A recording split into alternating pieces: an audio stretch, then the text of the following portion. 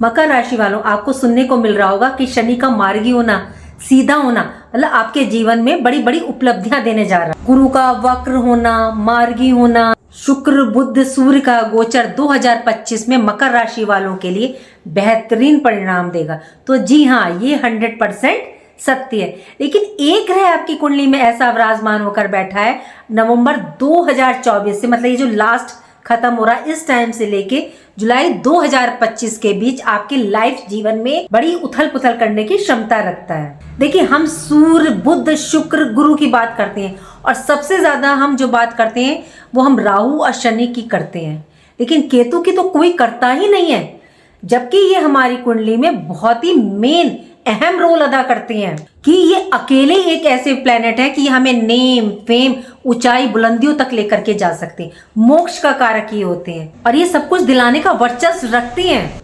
तो जी हाँ, आज हम बात करेंगे कुंडली में स्थित रहस्यमय ग्रह केतु की। राधे राधे, मैं हूँ नीलू चौधरी, मेरे चैनल ग्रहों की माया में आपका स्वागत है। आज मैं आपको जो जानकारी दूंगी वो चंद्र कुंडली के आधार पर दूंगी। वर्ष में जो हमारे मेन गोचर होते हैं वो सब हमारी चंद्र कुंडली पर आधारित होते हैं। तो देखिए, आपको ये चेक करना बहुत जरूरी है कि आपकी अपनी पत्री में केतु की पोजीशन क्या है। ये तो यूनिवर्स में वो जो है शुभ नक्षत्र में जा रहे हैं अपने, तो लेकिन आपकी पत्री में अपने ग्रह केतु की क्या पोजीशन है, प्लीज इसको जरूर चेक कीजिएगा, क्योंकि जो ये बहुत अच्छा रिजल्ट लेकर के आ रहे हैं तो कहीं आप इससे चूक ना जाए। देखिए, सभी 9 ग्रहों में सबसे ज्यादा रहस्यमय ग्रह केतु को माना गया है। केतु का नक्षत्र परिवर्तन अपने हस्त नक्षत्र, जो कि चंद्रमा का नक्षत्र है, उसको छोड़कर उत्तरा फाल्गुनी नक्षत्र में ये गोचर करेंगे 20 जुलाई 2025 तक। उत्तरा फाल्गुनी नक्षत्र सिंह राशि और कन्या राशि में बटा हुआ है। ये बुध और सूर्य की एनर्जी को लेने वाले हैं। 18 मई 2025 को ये बुध के प्रभाव में होंगे, तो बहुत अच्छा रिजल्ट आपको मिलने वाला है। लेकिन उसके बाद जब ये सूर्य के प्रभाव में जाएंगे तो रिजल्ट में इनके ना एक अलग परिवर्तन आपको देखने को मिलेगा। आप सभी को पता है कि राहु और केतु जो है हमारे यूनिवर्स में प्लैनेटों में तो है, लेकिन इनको प्लैनेटों में इनकी गिनती नहीं की जाती है, मतलब इनको मेन नहीं माना जाता है। क्यों? क्योंकि ये छाया ग्रह होते हैं। फिर भी इनका प्रभाव आप लोग ने देखा होगा कि हमारी लाइफ पर, हमारे जीवन पर सबसे ज्यादा असर दिखता है। काल पुरुष की कुंडली में कन्या राशि 6ठे भाव में आती है, तो ये भाव हमारी नौकरी, प्रोफेशनल लाइफ, स्ट्रगल, चुनौतियों का होता है। कन्या में आकर केतु आपको नौकरी में प्रमोशन देंगे, कंसल्टेंसी के फील्ड में, शिक्षा, अध्यात्म, स्पिरिचुअलिटी से जुड़े हैं तो अब आपको ये नेम फेम देंगे। जब उत्तरा फाल्गुनी नक्षत्र के ये प्रथम चरण में होंगे तो ये आपको पंचम भाव का फल देंगे। कन्या राशि पृथ्वी तत्व राशि है।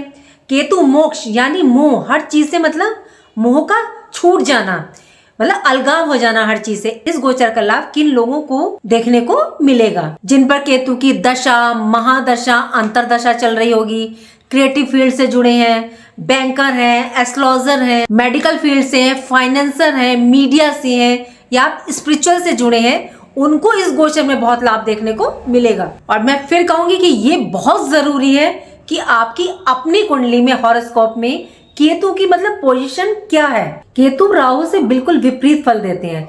राहु तो जिस भाव में और जिस ग्रह के साथ बैठते हैं उसको अपने जैसा बना लेते हैं, लेकिन केतु के साथ ये है कि केतु जिस भाव में और जिस ग्रह के साथ बैठते हैं उसके जैसा फल देना शुरू कर देते हैं। ज्योतिष शास्त्र में केतु को ना शुभ ग्रह माना गया है। केतु का अर्थ है ऊंचाई, बुलंदियों तक पहुंचाने की ये ताकत रखता है।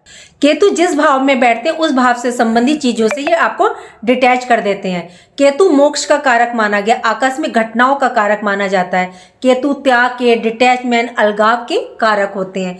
केतु आध्यात्मिक, धर्म, कर्म के कारक होते हैं। जिनकी पत्री में गुरु का केतु से संबंध या शुक्र का केतु से संबंध या गोचर में या गुरु शुक्र की राशि में गोचर कर रहे होंगे या दृष्टि केतु पर पड़ रही होगी तो वह जीवन में मतलब सब कुछ प्राप्त करते हैं। जिनको पाने की मतलब उनको इच्छा होती है वह सब पूर्ण होती है। जब केतु अशुभ अवस्था में होते हैं तो काफी परेशानियों का मतलब सामना करना पड़ता है।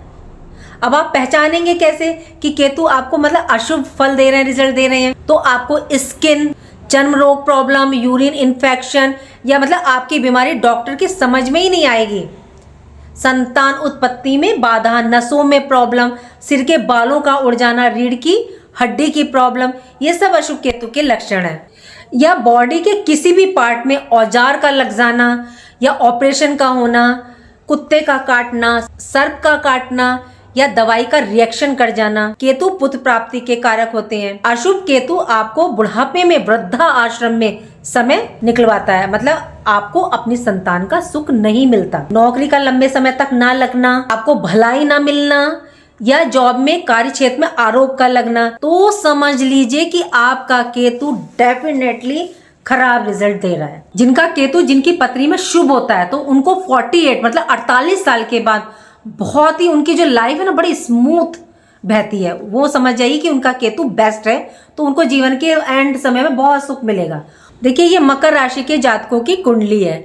इसमें कुंडली के नवम भाव में केतु का गोचर है। 9th हाउस नवम भाव भाग्य का, धर्म का, पिता का, उच्च शिक्षा का, तीर्थ यात्राओं का होता है।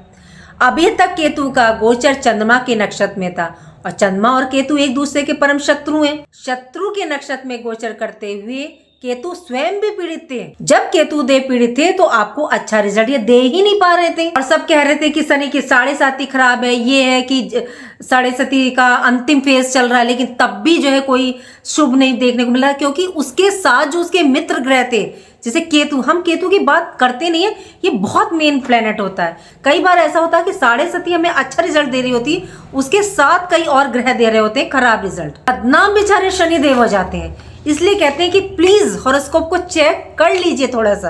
केतु जब खराब फल देने पर आते हैं ना तो परेशानियां, विघ्न, बाधा, रुकावट पैदा करते हैं। आपकी लाइफ में पॉजिटिव की बजाय मतलब नेगेटिव रिजल्ट देखने को मिलते हैं। केतु का गोचर अभी तक आपके भाग्य में था और भाग्य को प्रभावित कर रहा था और ये खराब फल दे रहे थे। इसी दौरान पिता के साथ वाद विवाद या मतलब संबंध खराब हुए होंगे। जो जातक थे, स्टूडेंट्स विदेश जाना चाहते थे, उनकी एजुकेशन मतलब शिक्षा के मार्ग में डेफिनेटली बाधाएं आई होंगी।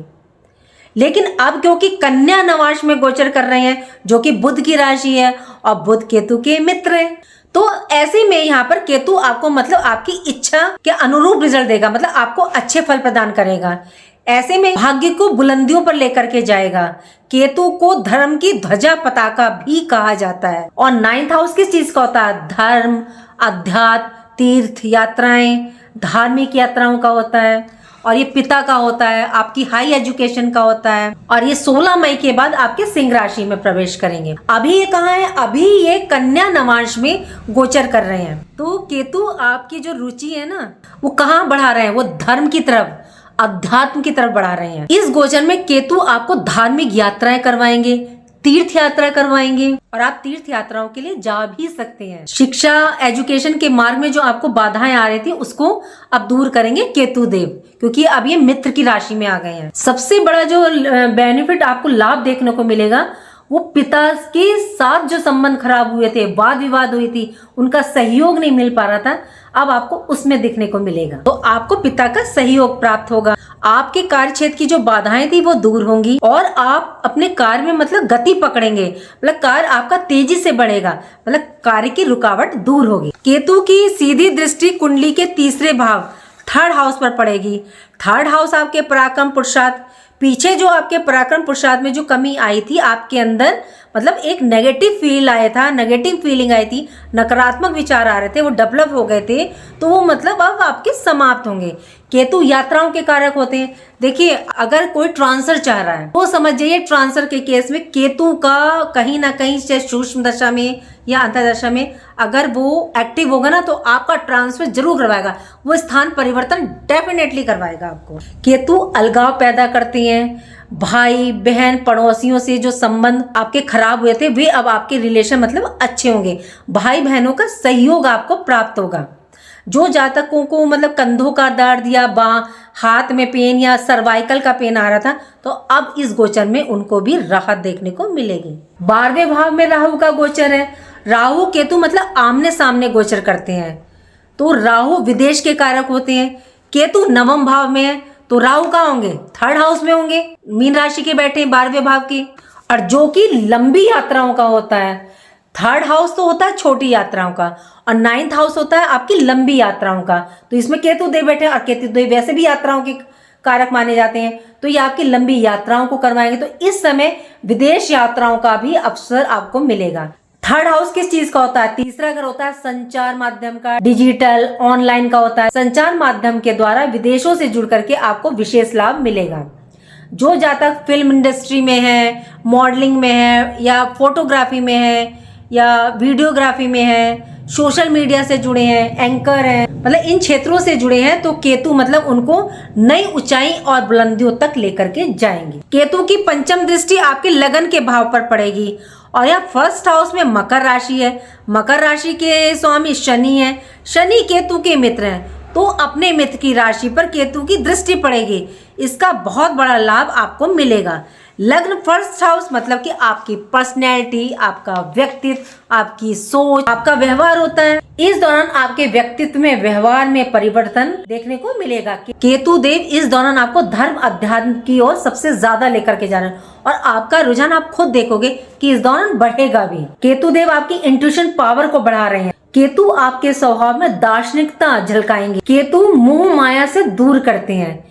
ध्यान और मेडिटेशन में आप देखोगे इस टाइम आपकी रुचि ना ज्यादा बढ़ेगी। कि केतु की एक शर्त होती है कि जिस चीज के पीछे आप भागना बंद कर दोगे तो केतु अचानक से वह चीज आपको प्रदान कर देते हैं, और अगर उस चीज की तरफ को ज्यादा भागे तो फिर वो आपसे छीन लेते हैं। और आप देखोगे इस दौरान आपका जो रुझान है वो दान पुण्य चैरिटी की तरफ बढ़ेगा। तो इसका लाभ आपको अपनी लाइफ में देखने को मिलेगा। वैसे भी इस समय आपकी लाइफ में साढ़े सती का अंतिम चरण मतलब लास्ट फेज गतिमान है, और अंतिम चरण में केतु का नक्षत्र परिवर्तन आपके जीवन में मतलब काफी बड़े परिवर्तन लेके आएगा। केतु की नवम दृष्टि आपकी कुंडली के 5th हाउस पर, यहाँ वृषभ राशि विराजमान है जिसके स्वामी शुक्र हैं और शुक्र केतु के मित्र हैं। देखिए केतु अपने मित्र की राशि में गोचर कर रहे हैं, मित्र की राशि पर दृष्टि डाल रहे हैं, मकर राशि पर।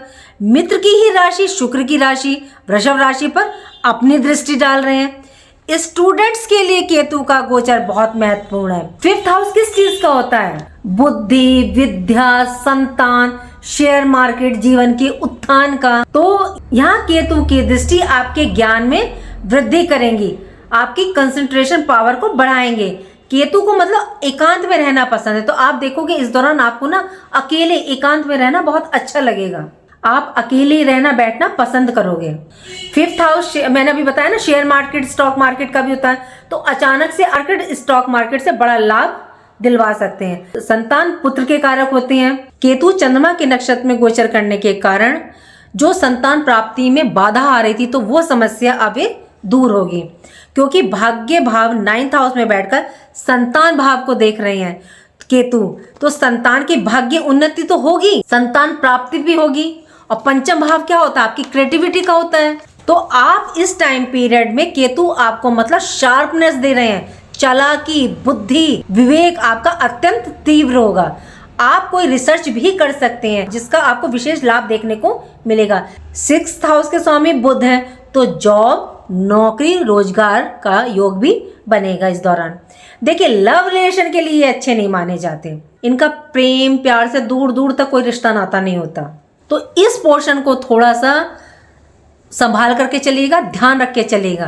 कुल मिलाकर मकर राशि के लिए केतु का गोचर आपके जीवन में एक पॉजिटिव चेंज लेकर के आ रहा है।